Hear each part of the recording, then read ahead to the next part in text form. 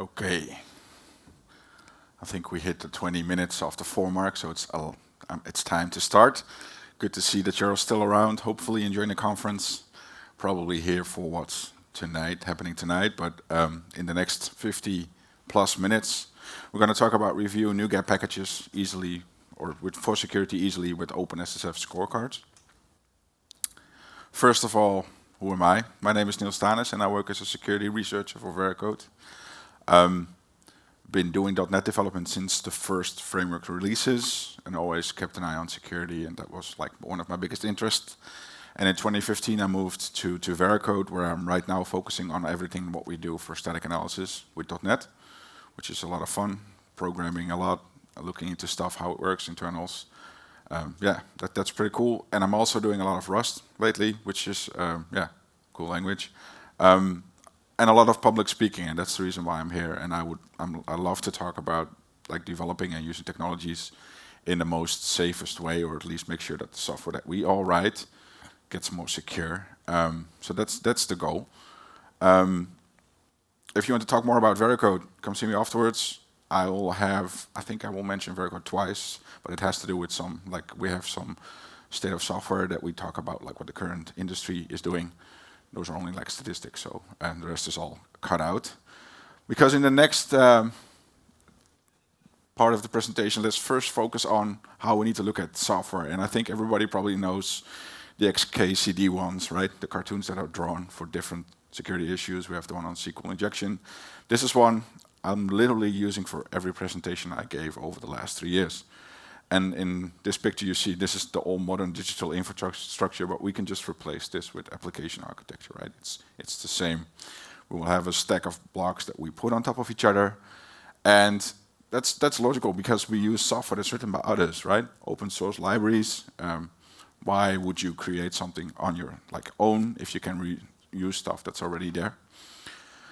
But then there's one problem with it, right? And that's the one small block on the right-hand side we see over here, which has been thanklessly maintained since 2003 by some random person in Nebraska. That's how they put it down, right? We put a lot of trust in open source. There's also a bit of a big difference if you have like commercial software that has people that do security full-time on it. It's different than a 5-group people that will just want to share what they've done with the wider audience, right?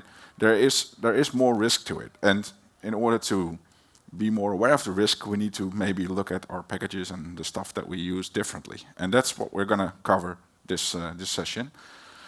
First, we're going to dig into some third-party risks in general, some different variants of stuff that happens with not only NuGet, we're also going to talk a bit about the Java ecosystem. There are a couple of good examples. Then I'm going to focus more on what OpenSSF Scorecard brings us. There's a whole set of checks in it that will allow us to better understand how packages are built, and we can have a better understanding of like looking at the nutrition label, as you've seen in this generated image over here. Then I want to focus more a bit on some tooling that I wrote myself, but also on some improvements I think we can make, because Scorecard in general is something that runs on Git repos, GitLab, GitHub, you can just run it. But there are certain areas within NuGet ecosystem or .NET ecosystem that we can focus on that will give us more value for it, right? And at the end, there will be conclusion QA, questions. All the slides that I'm showing here are in a repo. I've got some demos, I've got some scripts, you can find it all there, and I have links to the articles that I use as a source. So at the end, you will get it, and no need to worry about the things that I'm showing here. Another thing that I'm using a lot are code cartoons. This is one that's created by Lynn Clark. She's part of the Bytecode Alliance. She talks a lot about WebAssembly, but everything they draw in relation to security is something that we have at every technology stack, right? So I'm using this mostly to illustrate that if we write software, 20% of the things that we do is stuff that we write ourselves, and the other 80% is stuff that comes from others, the third-party libraries that we use. And there's different studies, different figures. You can also argue a bit like, hey, I'm using that library, but I'm only using a small portion of it, right? So is it really that difference? But we rely on others for this. And I think that's the key thing. And how does it then look? And this is the state of software security we published, and this is the version that we published in 2021, which focused on open source security, open source software. So we do a lot of static analysis, and we've got some metrics and some bigger data on it, so we can see how every industry is doing.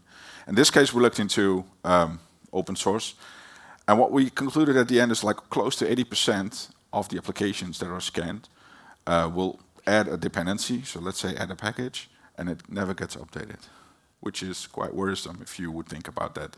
I still need to project the last one. We have one that's published like I think last month, the version 14. I need to get the data, but I think it's quite similar. Hopefully it dropped a bit, but a lot of the libraries are not updated, right? And what happens? And I think if we then take one sidestep, as I said, we're going to look into the Java ecosystem. 2 years ago, last year, December, 2 years ago, there was the log4j incident, log4shell, right? So in essence, the problem was that log4j was having a vulnerability, and you could use code execution based on what's been written out by the logger. That's in essence what's happening. Last year, Chris Eng, Chief Research Officer of Verico, decided to look into some of the details and see, have we learned from this as an industry? He looked into almost 30,000 unique applications that are scanned, Java applications, and we concluded at the end like close to 3% is still vulnerable to this. So they haven't updated, or they hadn't done anything about it, or maybe they did other assessments and said like the risk is minimal, I don't know. But 3%. 4% did have the update done for the first log4j CVE, but it was a chain. They fixed it, and they didn't fix it, and we fixed it, so it was like a whole chain of updates you needed to do. So 4% are somewhere in between, so still vulnerable. And what's even more worrisome is that 32% uses a version that's out of date. It's not being updated anymore, right? So if it's running somewhere and it doesn't get updated, that's a big risk. And yeah, I think this illustrates that we need to do a better job in that. Because looking at the average code base, and another code cartoon, if we would say we have a package, we add a package to our .NET app that we created, let's say we add one, we always get a couple that come with it, right? It's a transitive thing. It's normally not one package, you will get like a whole tree of things. And looking at the .NET application, if you start it out on a machine, it will start a process, right? The bootstrap or the CLR starts, and it will have access to resources on that system, maybe access to stuff that's outside the network and so on. But by default, every package will have the same access because it's the same process, right? There's no distinction being made. So if some library underneath wants to access the files that are like somewhere on the system, you might be able to do it, unless you lock it down. That might be the trick. So this is a problem. This is how it works. And what happens? What if a module becomes malicious, right? It will get like a nice mask. It will be the villain in this case. And it says like, hey, I'm going to look into the file system and see if there's any files. That might happen, right? And do we have malicious packages in the NuGet system? Yes. So this is something that was published, I think, 2 years ago by JFrog. They had a bigger, 1 year ago by JFrog. They had like a big look into the ecosystem. And they saw there were some packages with malicious things in, and most of them targeted crypto wallets, like cryptocurrencies, and tried to steal them from the system. So yeah, if there's money to be made or something to be stolen, technology, right, and people will use it, that's for sure.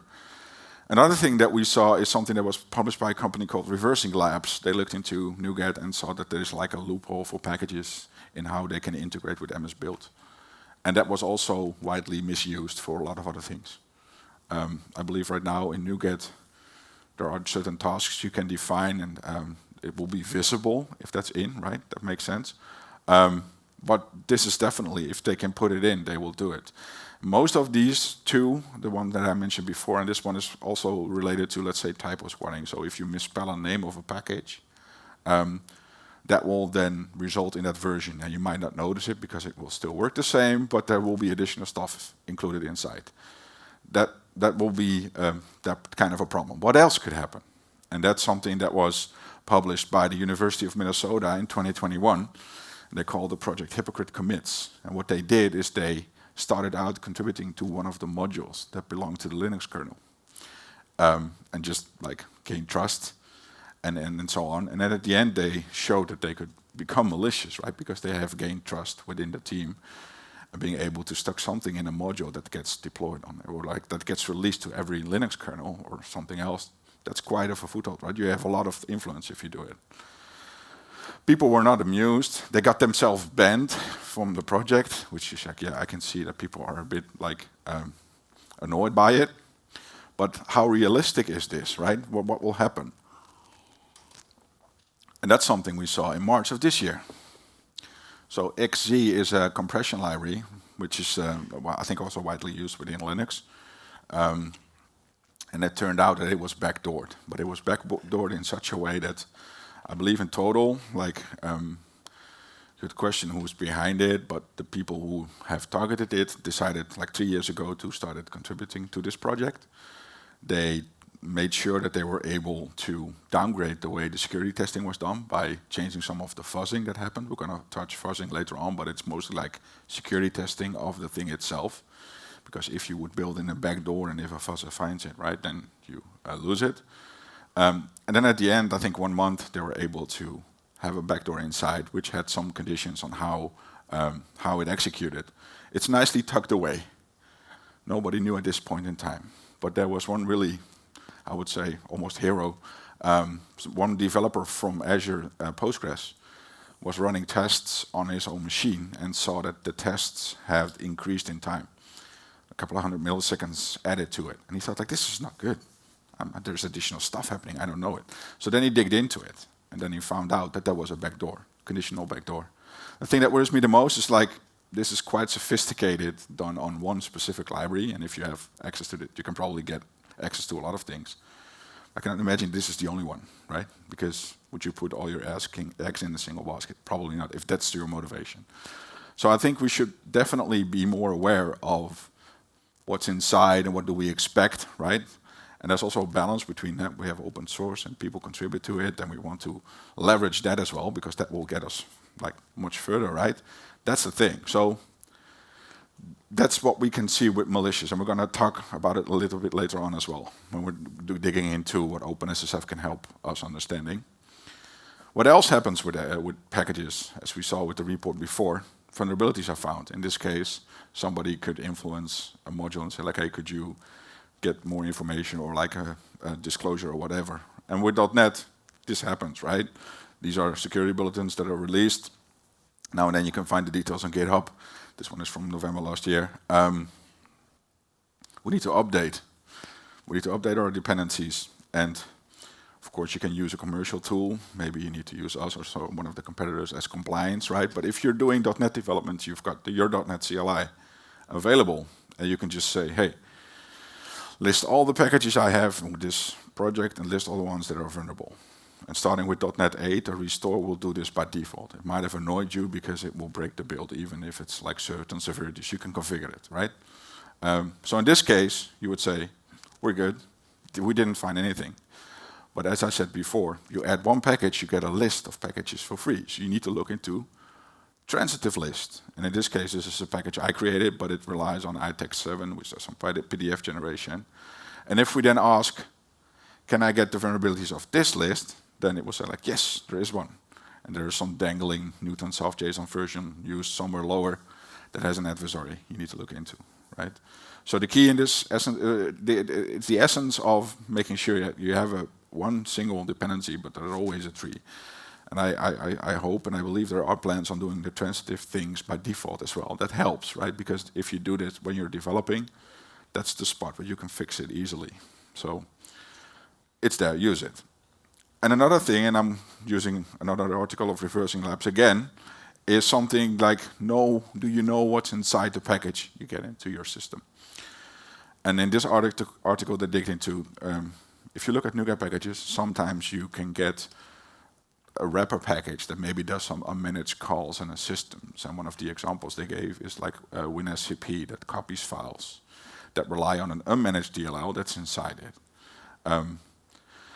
They saw some versions which had vulnerabilities in it, but because it's not like a NuGet dependency that is part of our ecosystem, how we look into it, no, it's a hard-coded DLL that's inside of it. You don't know it's there, right? And it makes it harder to understand what's inside. The other example that they figured out was there was a version of gzip used also to do some compression, and that was nicely wrapped in a package. And gzip can only be built from source, and that version was used, and it was vulnerable since 2005. and the package is pretty new, doesn't show up in the thing like, hey, there's a problem, but yes, there is, because there's additional baggage, as they put it, right? There's additional things inside you're not aware of. So something to keep in mind. We're going to touch all of it later on once we look into scorecards, but this is these are the problem space. So what can we do about this? Wouldn't it be nice to have some kind of nutrition label, right? Nutrition labels are the example that they also use with like knowing what's inside. If you go to a supermarket and this is a bottle of Club Mate, which is like a caffeinated drink. If you go to a hackerspace somewhere, they will probably have this in one of the fridges. It has a lot of caffeine, but you can also look into the label and you see like, hey, there's per serving, which is a nice abstraction. So you need to see like, oh, the bottle is 2 servings. So with each serving, I will get 3 cubes of sugar, right? 16 grams of sugar. Do you want to drink it? Maybe not, right? Maybe I should not do it. But this is like 15 grams, right? So this will allow you to make better decisions. If you go to a grocery store, you grab something, you can see, hey, this has a lot of salt. So maybe it's not a good idea to eat this or not the whole package, right? But that's a decision making you can do because you have the information available. And wouldn't it be nice if we can do the same with software? And luckily, yes, we can, because this is where OpenSSF Scorecard comes in. And it has the goal of making sure that you can quickly assess open source projects for risky practices, right, in general. If you go to the website, you will find all the descriptions. And the thing that they also wanted to achieve is like you need to do it in an automated way with a tool, right? And there are certain checks it will do. And in general, it will look into the supply chain of the package. And there are certain areas it will focus on. And then it will calculate a score. And there's a whole checklist and a whole thing how it calculates the score. But one thing to keep in mind, the outcome will be an aggregate score, which will be between 0 and 10. 10 is good, 0 is really bad. And based on the checks, and I'm going to go through the checks in a bit, there are certain risks associated with a thing. So we will see a license has a lower risk, so it will have less of a weight into the outcome compared to, let's say, dependencies or vulnerabilities that have a higher risk in the total. But that will be calculated and that will be added on to the end score. And there are certain areas that they focus on, which is code vulnerabilities. So are there any known vulnerabilities? Maintenance in case of like access and how well is it maintained, active people, contributors, that kind of thing. Continuous testing, not as underestimated as well, like how much testing is done. And then of course, because we deal with source, we have access to source and we build our software on build systems. And that adds up the whole holistic practice that they do with OpenSSF Scorecard. First check it will do, I'm going to go through them a bit and I will explain like what the goal is. So OSV isn't a service you can just go to right now. If you go to OSV dev, you can look into like, hey, give me all the current vulnerabilities or problems in NuGet. You'll get a nice list. And this is one I created yesterday. And it turns out that on Tuesday, there was a problem found with the storage movement client library that is part of Azure SDK. This is just a nice open database. Everybody can use it. So once it has a known vulnerability inside, this will add up high in the whole total score, right? If we have dependencies, we want to make sure we update them, right? We want to make sure that we have the latest version. So another check it checks for is, hey, do you do stuff with Dependabot or RenovateBot? Like, is there any automation in place that will update stuff to newer versions if needed? Because, as I said before, based on report, like out-of-date dependencies make a project vulnerable, right? If you don't know what's inside as well, and it's running somewhere on the infrastructure, it's better to have some automation in place, and that's a good practice. So that's the reason why this one is high. The other thing that they looked into, and that's more moving into the maintenance space, is security policy. Does it explain to you what you as a security researcher or maybe as a developer can do if you want to disclose stuff with them? So I've run into issues with libraries or like bigger software products, and it's nice to have a contact you can reach out to. And say like, hey, I found this. If you disclose this in this way, you might even be eligible for a bug bounty, right? That's how it works with Microsoft. There are certain rules you need to go to. But it will look for a markdown file that will explain to you what the process is.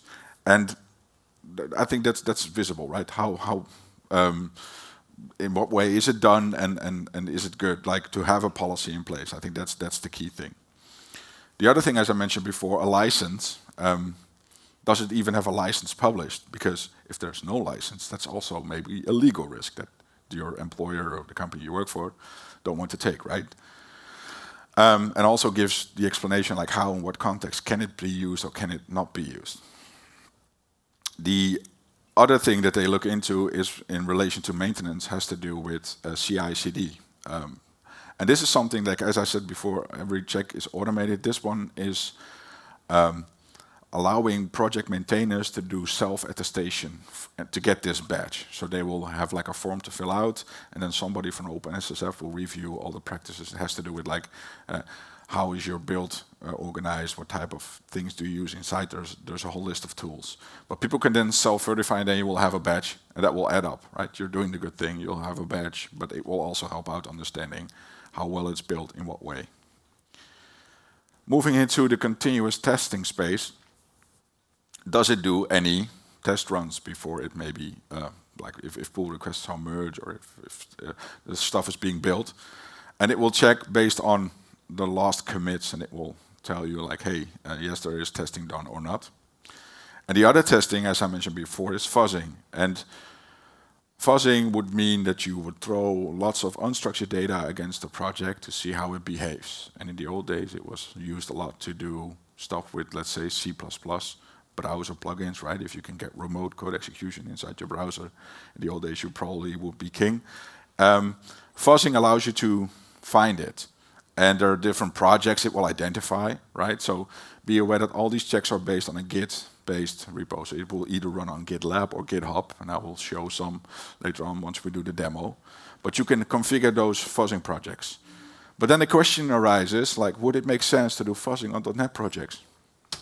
That's a question I'm going to keep open, because yes, but there are certain conditions we need to be aware of. But there's a real cool project I'm going to touch on later on once we talk about the improvements.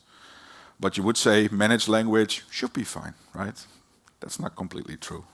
The same counts with static analysis, and that's the field I'm working in, right? It's does the project use any static analysis tool like CodeQL or SonarCloud? And I missed one name here, but as I said, there's room for improvement. But the other thing we need to be aware of is you can do static analysis in different ways. And I think like having a tool in place doesn't necessarily say something about how it tests.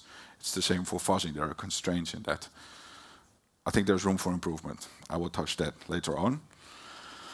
Then we're going to end up like, does the project have any binary artifacts? This is the malicious, like hard-linked DLL that's inside of the project or inside of the package that you cannot have or that you cannot determine where it originates from, right? I can imagine that there might be a case for test executables or something else to be inside of a repo, and I think those are excluded. But the downside of binary artifacts is they cannot be reviewed, like what's inside. And there's definitely a need for reproducible builds, right? We should be able to grab source from any package or any open source library that we use, and then maybe have the package or the binary from the ecosystem it belongs to, and then build and do a byte-by-byte comparison of those two. Because if you cannot do it, like how would you have the guarantee that that source results in that binary? That's a hard problem. So this will check if there's any executables. If they are in, that's a high risk, right? As I said before, with the malicious or with the unmanaged things, we need to review that. We need to know what's inside.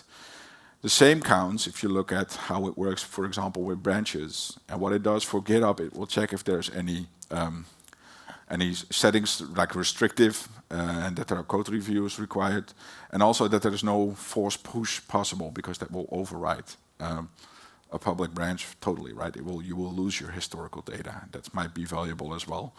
How could you then go back or correlate what happened? So that's the thing. And the other thing has to do with dangerous workflows. There are certain patterns and certain things that you should not do related to triggers and input data. The blog post at the bottom of the slide explains some good examples where the GitHub security team also explains how you can fix this. One cool example on this is that I think it was like 2 years ago, some researcher found a way of, with VS Code, you could file an issue. And you can say, I can fix this, and there's like a pull request. And then during the nightly things that the projects were doing, they ran certain executables, and there was a problem in the workflow, allowing the person to add some stuff to the output binaries that were created. This was nicely disclosed. I think the person even made some money out of it. That's cool, but because the dangerous workflow, based on the way that the issue was being dealt with, allowed somebody to influence the output, right? So that's some kind of a supply chain issue. And then looking at VS Code, tool that everybody uses to develop the software, that's another piece of the chain, right?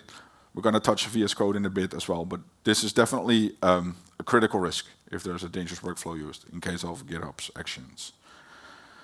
Then at the other end is like, how is there any visible code flow, code reviews done? And is there like any implicit review done where the merger is not the same as the committer? So have an additional set of eyes looked into the code. Right? We built with a whole group of people. And like, if somebody reviewed somebody else's work, hopefully the risk is lower. And that also adds up to how many contributors are there on a project. And this is a bit of a double-edged sword, because at least a project should have multiple organizations involved. That will at least make it safe. Like if there's multiple interests in getting it into the right shape, or doing even maintenance on it, that's the thing. If you have a single contributor, then you have that single block piece I showed when we started out, right? That's a risk. But is a large list of contributors good as well? That's the other side. Getting back to VS Code, VS Code relies on Electron. You're probably not able to fully see this, but it's just a sense of graph and how much there is. If you go to NPM, you can get this view, NPM graph, that's the website.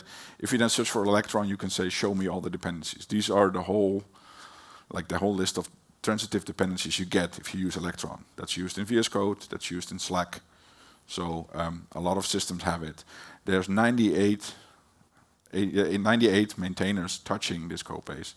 There's 1,100 contributors touching all these modules, all this code that ends up in VS Code, right? Hopefully everybody keeps a close eye on what's happening, but that's the other side, right? If there's a lot of people working on it, and we need to trust, right? Otherwise we're not going to get anywhere.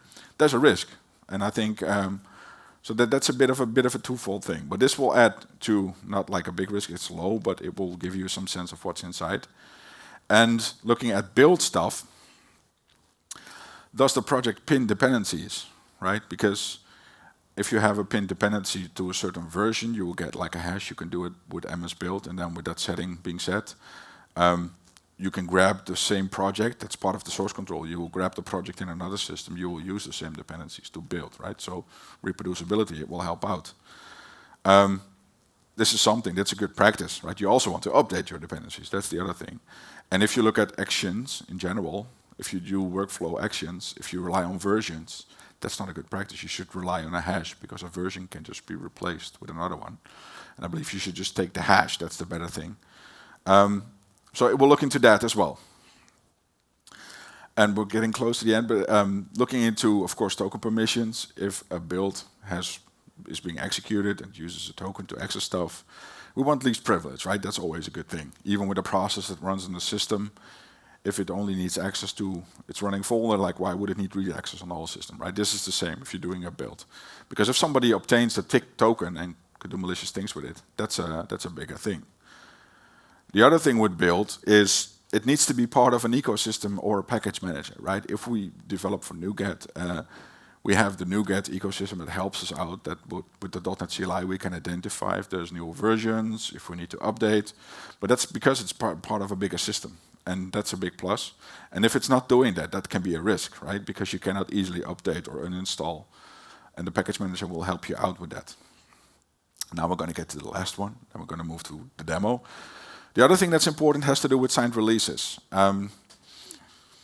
Cryptographically signing a binary would at least give you some trust, right? There are examples from stuff that happens in the past, which is related to, for example, let's say SolarWinds. They had one of their build servers compromised, and the package that they created was nicely signed because the build server didn't care, right? He had access to the key to sign, and he would just do it. And people eventually figured it out that something was wrong when they looked into its internals, almost the same as the XE. So signing a package is a good thing because it at least can assure you that it was signed at a certain moment in time. You can use Sigstore. There's also trusted signing right now in Azure that you can use, which all makes it accessible, and I would encourage to look into it. And the other thing is build provenance. So I've been doing some talks on supply chain as well, and provenance within GitHub Actions can be signed, meaning that at the moment when it executes, it will have a list of stuff like, hey, this is the branch, it has been done by this trigger, or Niels triggered this build to be made, it runs on this commit, it runs on this agent. All that information will be put in a file, and that will be signed by the GitHub action, and it will go to Sigstore, for example, and it will at least give you the guarantee that that did happen by that GitHub action at that point in time. It doesn't say anything about the internals, but it will give you some trust and some root of trust where you can work your way down from if something bad happens. So this helps us, and as I said, it's not a solution, but it will give us some guarantees. And now, as I said, there was a whole list of checks. Now let's move into where we're going to see some stuff in action, because it almost feels like I'm talking too much. So I need to get out of the slides, and let me move to the code VS Code. I think everybody should be able to see this. You can install Scorecard itself, and you can run checks locally, and that's what we're going to do right now. So let me open up a console, and let me copy the first command to make sure that I'm not making mistakes. I should get a tool for doing this. That would help out. If I run this in my system, I'm going to immediately stop it because I want to briefly show you something that happens first. It will probably complain about some things. Hold on. No, it's not doing that. So if you don't have a GitHub token that has public read access to the Git repo, because we're going to go to Git right now, it will complain that it needs to do some throttling because you cannot hammer the API of GitHub with all the information and all the stuff you need. Right now, my session still has a key in memory. I have put it in an environment variable. Otherwise, I would have done it right now, but that's not needed. So I can still run it. So let me restart it. And it will take like, hopefully 20-ish seconds. It should not take that long, but it will do all the checks we just saw before, right? Dangerous workflows. It will look into the contributors. It will see if there's any vulnerabilities in, are there any binary artifacts. And this is happening on the repo. That's the one that's used for NuGet.json, right? Which is like, is it still on top of the list with NuGet, like mostly used thing. And then it produces a lot of output. And this is not like what we're going to dig into briefly, but we can see that it has executed, for example, to see if there's a dependency update tool installed, which is not the case, right? It checked into contributors. It has seen that there are 15 different organizations that are involved with this repo. That's a good score. If we go up, we will see that the aggregate score, Newton Soft JSON gets, is 3.1 out of 10, which is not as good, but it will give us some sense. And as I said, all the checks down will allow us to understand better and allow us to understand what's inside. But this tool right now does it on a Git repo. Wouldn't it be nice? We're working with NuGet packages here, right? We want to grab something for a NuGet package. So the CLI also allows us to do it for a NuGet package. Let me quickly go back to the demo script. This one will execute the same, and I will explicitly tell it to put it inside of a JSON file, because that's something we can store and we can use. So let's do that right now, and let's see it run. And for the people who probably have noticed, there's already a version in it. If the demos fail, you should always be prepared, right? But this should work out nicely. It will create a new file, and it will get the same scorecard generated for that matter. But if we need to do this for every project and every dependency we have into like our system, that will take a lot of things, right? That will take some time. So I moved it into another directory, but let me just quickly open it up here. You see that this is the file it created, and it's the same information from a document. We can scroll up, we can see all the checks with all the details, and if we go up fully, we will see like the score is 3.1, and it has done it on the latest commit of Newton Soft.json. There's also, that's the thing that I'm not really happy about, because we have versions of packages, right? And this also explains it has used this version of Scorecard to execute. Is this a way to use it inside your project? I don't think so. Wouldn't it be nice if we can just view stuff that's already there? Luckily, if I go back to the demo script once more, I'm sorry, because I was into the other directory, so let me just open up my code once more in the other folder to get the demo markdown. Don't save. We will see that it's also possible to open a viewer. And if you go to the website of OpenSSF, you can say, give me the scorecard for this Git repo. And this data is already there. And you can even just grab it by an API. And I think this might be doing deep linking, or this is, no, this is the same. This is also, and this is maybe a bit hard to read, but this also shows all the checks. And it's just there, and the data is there. So we can use it. But as I said, the problem with this, the data that's online, doesn't do anything with versions. Luckily, there is another website, deps.dev, which is done by Google. And Google also indexes a lot of more ecosystems. And the cool thing is that they also take into account the scorecard data. So we can go, we can grab a specific version, and if we then scroll down to the right, we will see the scorecard being generated here as well. This one has an API, and we can get that data instantly. So in the demo script, you will see that there are some curl commands, but wouldn't it be nice if we have a tool that just does it based on a repo that you have on your system, right, or a project that you're working on? And that's exactly where a tool call comes in that I created, which is called Fennec. So let me go to a GitHub repo that's related to dasblog, which is dasblog is like from the old days. I'm getting old, that's how it feels. But there was a blogging engine that was created, and somebody ported it to .NET Core, and this is a big repo. And that repo has a lot of, if we go to source, let me see if I can, if I'm not sure, I don't think if I open it in VS Code it will make any sense, but there's a lot of project here. There are solution files, right? How can you harvest these things easily? So let me quickly point it out to the tool and then run it. You will see Fennec CLI is a tool that I use to do API dumping. I've done talks on third-party risk, and it's good to have some understanding of what's inside, and we're going to touch that in a bit as well. But knowing what's inside the library, that's important. But you can also do scorecard gathering. And what I created is you can say, hey, this is the project, and let me just get the scorecard for it, and then run. And what it does, it will iterate, it will grab the solutions, it will go into each of the project files, and it will get all the scorecards for all the projects that you're using. That's step one. And it will put it into a folder. And if we open up that folder, we can see all the projects and all the dependencies that we're working with. For example, there's Quervel. And if we format the document, and I believe this one is at the bottom, we can see all the checks that are being done, so we can review it. And then there's a score at the bottom, which states this library has a 4.3, right, out of the things. And you can maybe say, hey, we care a lot about code reviews. We care a lot about if there's testing done. You can all see it, right? You can make your own decisions. This is at least a step that will allow you to get things for stuff that you're working on. If you go to my GitHub, there's a Fennec repo, and that's work in progress.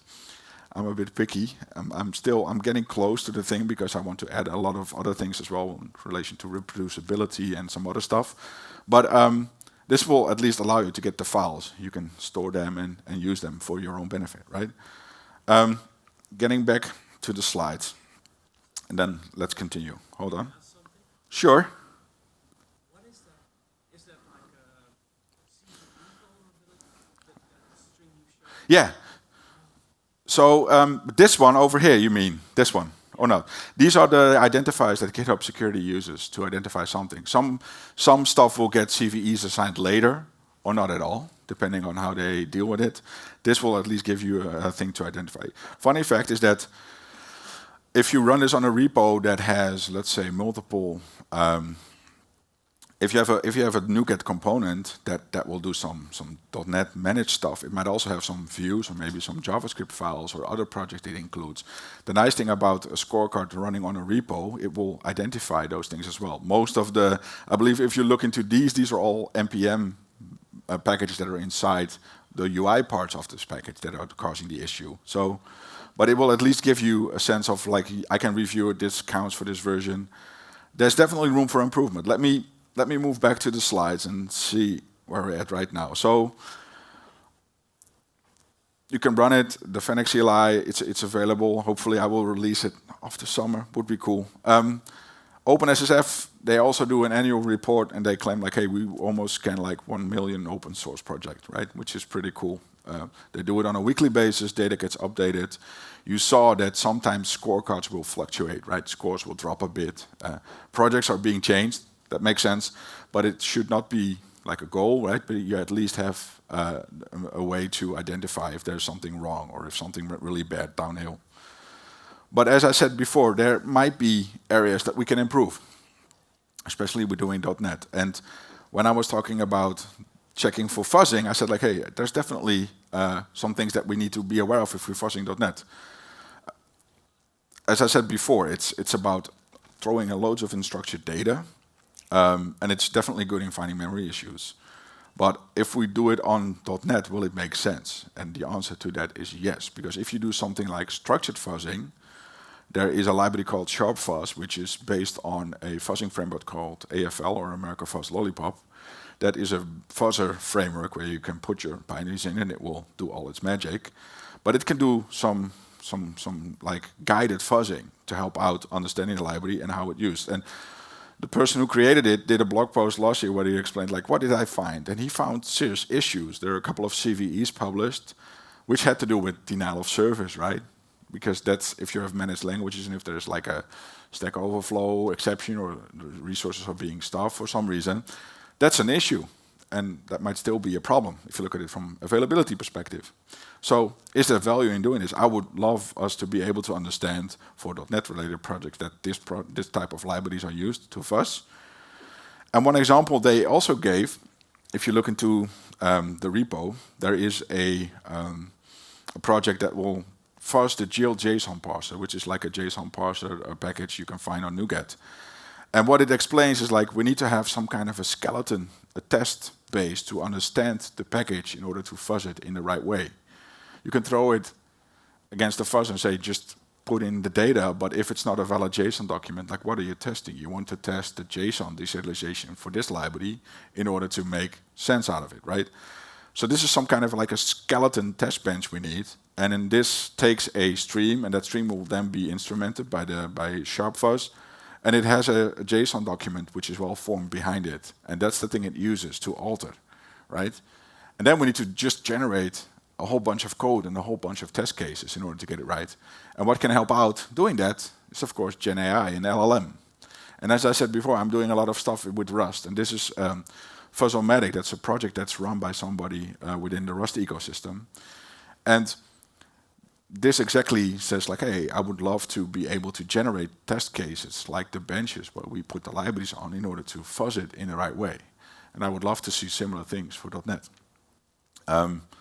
As an extension of what I'm doing, or maybe somebody else can help out with that. But this is definitely good use of LLMs and GenAI to like create a test bench to put it in.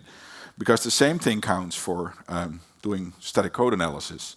As I said before, it all depends on how you look at it. If we see this code, what's wrong with this code? Everybody can probably guess what you're getting flagged. And this is not something, even if you run this on, let's say there are Roslyn analyzers, which will also mention to you like, hey, what you're doing here, you're using SHA-1 to do a hashing thing, right? And maybe for like for maybe indexing or doing some caches, it might totally make sense. It's good enough. There are collisions. But for passwords, you should definitely not use it, right? That's the whole context you see over here. We should have static analysis done on libraries in the way stuff is used, and not maybe looking at some kind of this method call is being used. No, we want to have a data flow coverage, right? And this is also what we do. If you have, let's say, a component that does reporting and that gets exposed over an ASP.NET controller, the public argument or the argument given to this generate customer report method has a string argument, and that will then be flown down to that read all bytes, right? And in this case, this is a path reversal issue. If somebody can just put in a .. and do something else with the customer ID, You can maybe open any arbitrary files, and you would say like, hey, what about the extension? But yes, there is a max length in path file names, right? You can do truncation. There's a lot of options. So this will make sense for the same way we want to fuzz in a way that a library is used. We also want to do static analysis in the full context of a library and how it's used. And I think we should focus on that. So the presence of static analysis, yes, but understanding how it's being tested, that will be a good improvement. And as I said before, looking at the thing that's called reproducibility, it's important to be able to reproduce. So you should be able to go to newtonsoft.json, do a clone on your own machine, and then say build this, and then compare it to the package that you got from NuGet. Luckily with .NET and with Roslyn, there is a deterministic output guarantee. There's a document that will explain to you what type of constraints are being used if a project is being built. Has to do with also SDKs and maybe even sequence, but it's pretty deterministic. Then the question you should ask yourself is like, how reproducible is a simple console app? So within the repo, there is a folder reproducible, and there's like a whole demo script, and I'm not going to run through it right now.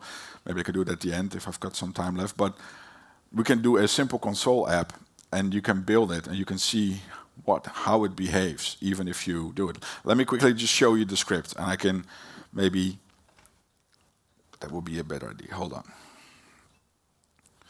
Don't save. GitHub, NDC Oslo. We have that reproducibility, and I think I put in the newtonsoft.json there as well. Let me get rid of it. And open the current folder. And there's the script. This one.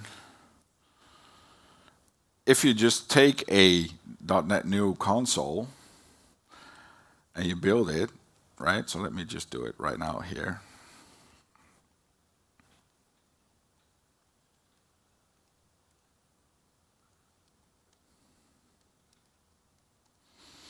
Let me stay in the same folder. If I now say .NET New Console, let's just copy it because I want to make sure that I'm not like doing any fat finger work. So I create a new console app, which in this case is console app. Let's say I'm then going to move this folder. I'm going to say console app right now is console app 2. And then I'm going to do the same command again. I'm going to create a second one, which technically should be the same, right? If I then build both of the projects, which is not happening right now, let me go to console app and then say .NET build.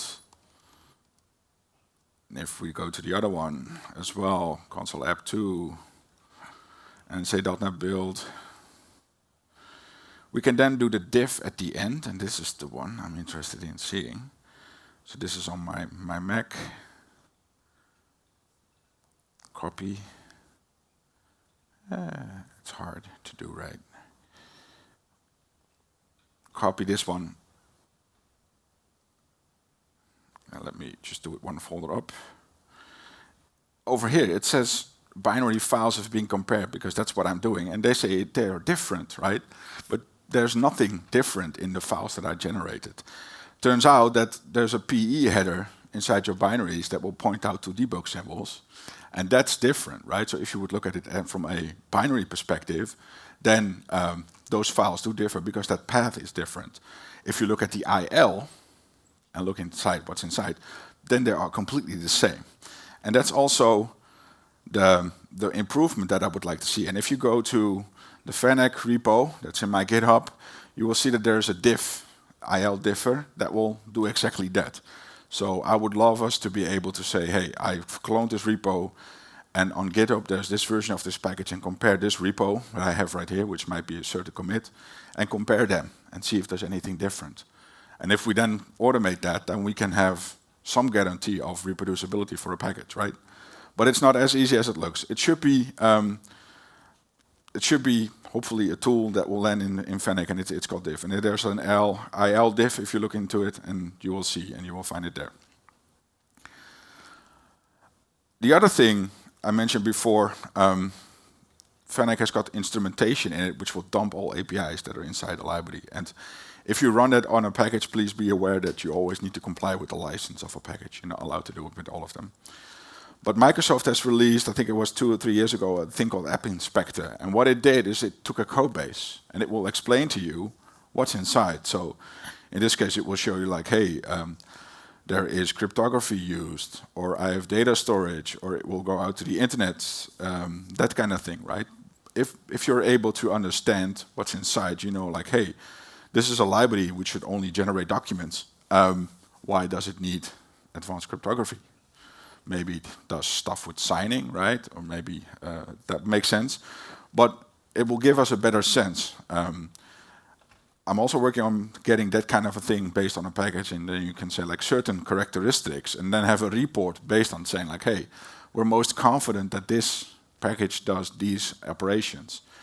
And stuff that you don't expect to be here, then hopefully that will show up. And if a lot of people look into this, this is quite cool. It would also be nice if there is a way of more collectively reviewing stuff. And as I said, Rust ecosystem, I'm looking into it, there's a thing called Cargo Vet. And what they do with this is like Cargo is the ecosystem of Rust where crates come from. That's their modules, that's their packages that they use, their package system. And Cargo Vet allows you to get review data from others, saying like, hey, I've reviewed this package for security. And for example, Mozilla has published some of this data into there, and you can say like, hey, somebody at Mozilla really did a thorough review of this version, so there's more guarantees, right? We know what's inside. So from that perspective, it will help us review stuff more collectively, and I think that's pretty cool. Jumping into a bit of the conclusion, and hopefully there's enough time for questions. I would say scorecards will help us reviewing packages. We need to have a better understanding of what's inside, know what the risk is. I'm still figuring out what will be a good workflow, right? It's always like a hassle with security tools that produce data. You need to ingest, you need to make sense out of it. And for sure, as a scorecard should not be a goal on its own, right? It should help you out in order to make sure what you're doing. Funny fact is that if you go to NuGet and you go up to the designs, you will find that there is a thing called package scoring that they're also planning on working on. I'm not sure like how much progress there is being made right now, but they have some metrics as well about the package itself. And if they share it, that's nice. More data, we can do more cool stuff with it and visualize it, right? And as I said before, looking at the tool itself, it would be cool if we can get more diffs and insights in. And also a trust graph. Can you imagine, like, if you have that solution thing you created, that you see a whole transitive tree of all the dependencies with all scores of all packages, right? That will be cool, and I'm definitely keen on working on that. And maybe, and hopefully, contribute back to OpenSSF to have better coverage for NuGet and .NET in general. So with that said, I'm going to open up for questions. This is once again a generated image for this slide, but I'm going to show you the links I mentioned to you. There's a GitHub repo, and the demos of scorecards or the URLs you can find over there. There's a folder with slides in it, and that has the notes version. You can always reach me on my email or stay afterwards, right? I'm on Mastodon, and Fennec itself, that's the tool, and the blog is the one that I post articles on, which I should do more often, but if you want to know more about it, then keep your eye on that for the release of the tool. Yeah, and with that said, with 6 minutes left, it's time for questions, if there are any. Yeah? First of all, thank you very much. For me, it's the best session. Cool, thank you. One question, very technical, about the Fennec dev tool. Yeah. Because you say you generated the same project, Yeah. and you could find some differences. Yeah. But I mean, we have always differences, timestamp or width or something like this. Exactly. Do you ignore it, or? Yeah, I believe it's funny. I think 2 years ago at Build, Marko Sinovic also talked about reproducibility on Windows, and timestamps is always an issue, right? And yeah, you should take them out of the equation, because like how much value is it? And that's why for at least this diff, I would look into the IL, because that's the .NET bits that we execute. And if we can compare that, then most certain the stuff that's in the PE headers should not have any effect on that, right? But yeah, good point. Yeah, that's the hard thing. But Windows has stuff that they cannot reproduce anymore. So how could you have the guarantee it's the right thing? Only by reversing it then and looking into it, right? And that's a hard thing to do. Yeah. Second question is like more high level. I mean, if Newton Jason did 3.1, so Yeah. what should I expect from the others? How can I like sell it to business people? Good question. Continue, but this one has 1.8 out of 10. Yeah. In Germany, because in Germany we prefer like lower. It's the opposite. So the question is related to like how would you interpret the score and how could you sell it? Yeah, it should be a guidance. I think you should looking into packages like looking at your company. If you do security development lifecycle, you have certain risk assessments. There might be areas that are more heavyweight for the industry or the stuff that you're doing, and I would at least take that kind of thing out of the scorecards and just use it as a guidance. Like a low score is not as good, right? Maybe you have a minimal score, or maybe you say like this is good enough because we reviewed it in more details and we're happy with this, right? It at least will give you a conversation piece. So that's also scorecards itself is being developed right now, and there's stuff added.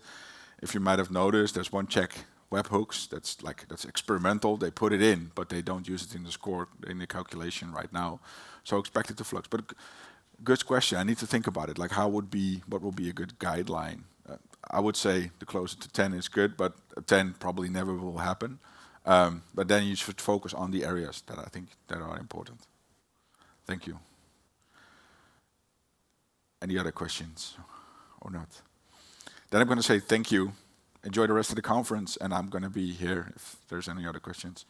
And see you around.